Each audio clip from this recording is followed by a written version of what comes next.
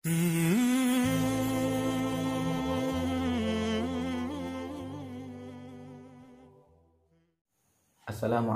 warahmatullahi wabarakatuh.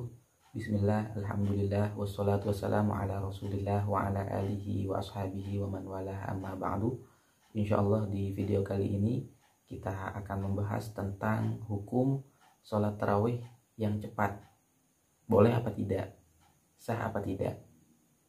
Sebelum kita membahas mengenai hukumnya, perlu kita ingat bahwa tujuan dari kita sholat, tujuan dari kita tarawih, tujuan dari kita ibadah kepada Allah Subhanahu wa Ta'ala adalah untuk mendekatkan diri kita kepada Allah Subhanahu wa Ta'ala, untuk menghadap kepada Allah Subhanahu wa Ta'ala. Jadi kita usahakan untuk mempersembahkan yang terbaik kepada Allah Subhanahu wa Ta'ala. Kemudian yang kedua yang perlu kita perhatikan, bahwa sholat, baik itu sholat wajib ataupun sholat sunnah, semuanya harus memenuhi rukun dan syaratnya.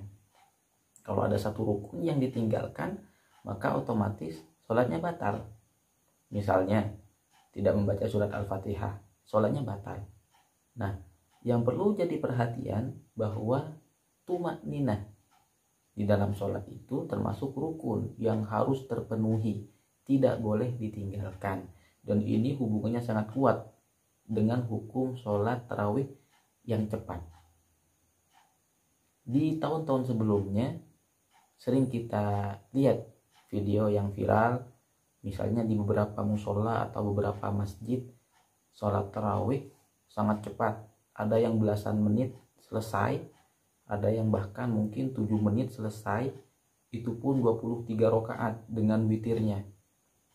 Bisa kita bayangkan satu salam 2 rakaat itu berapa menit, saking cepatnya. Bagaimana hukumnya? Nah, mari kita bahas.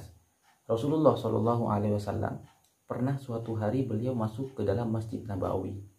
Kemudian beliau sholat, beliau duduk. Setelah beliau duduk, ada seorang laki-laki datang masuk ke Masjid Nabawi sholat. Setelah sholat, laki-laki ini mengucapkan salam kepada Rasulullah Shallallahu Alaihi Wasallam. Dan Rasulullah memperhatikan sholat beliau yang tadi. Setelah orang ini mengucapkan salam kepada Rasulullah Shallallahu Alaihi Wasallam, Rasulullah bersabda, "Irji fasolli fa innaka lam tusolli." Kembalilah kamu sholat lagi karena kamu belum sholat. Akhirnya laki-laki ini mengulangi sholatnya. Setelah selesai kembali lagi ke Rasulullah Shallallahu Alaihi Wasallam. Rasulullah bersabda yang sama, "Irji fasolli fa innaka lam tusolli." Kembalilah kamu, kemudian sholatlah lagi karena kamu belum sholat. Dan ini diulangi sebanyak 3 kali. Setelah 3 kali beliau mengulang sholat, beliau menghadap Rasulullah Shallallahu Alaihi Wasallam. Beliau bilang, "Ya Rasulullah, saya memang terbiasa sholat seperti itu. Tolong ajari saya bagaimana sholat yang benar." Akhirnya Rasulullah ajarkan, jika kamu sholat maka berdirilah, kemudian takbir, kemudian baca yang kamu bisa dari Al-Quran setelah Al-Fatihah, kemudian ruku sampai kamu tumakninah, kemudian i'tidal sampai kamu tumakninah, kemudian sujud sampai kamu tumakninah, kemudian duduk di antara 2 sujud sampai kamu tumakninah.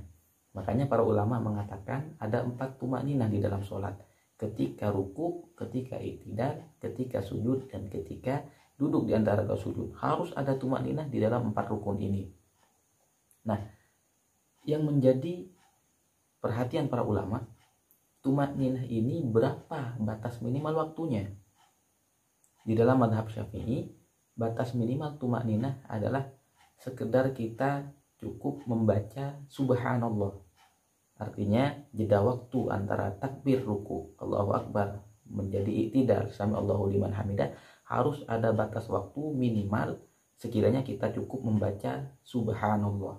Itulah batas minimal tumakninah.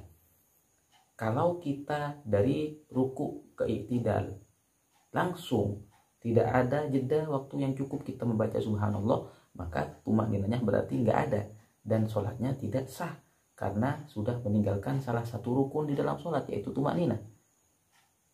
Jadi batasannya harus mencapai waktu minimal kita cukup membaca subhanallah. Kembali kepada pertanyaan kita di awal tadi, bagaimana hukum sholat tarawih yang cepat?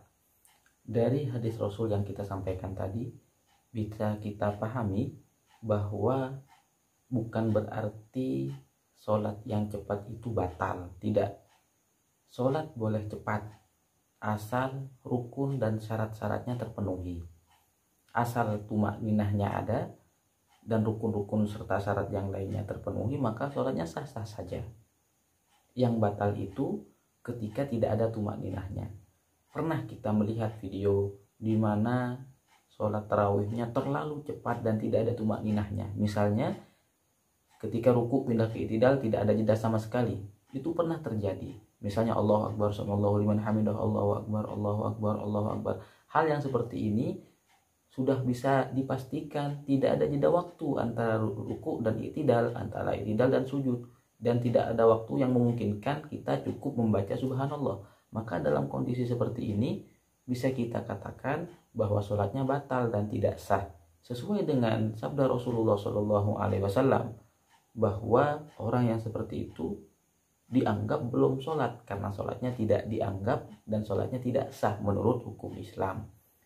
Seandainya Rasulullah Shallallahu Alaihi Wasallam melihat kejadian yang seperti tersebut, artinya sholat tarawih kemudian tidak ada jeda waktu antara rukun ini dan rukun yang selanjutnya, maka insya Allah besar kemungkinan beliau akan menegur dan akan menyuruh orang-orang yang melakukan hal tersebut untuk mengulangi sholatnya. Nah, itulah hukum sholat tarawih dengan cepat.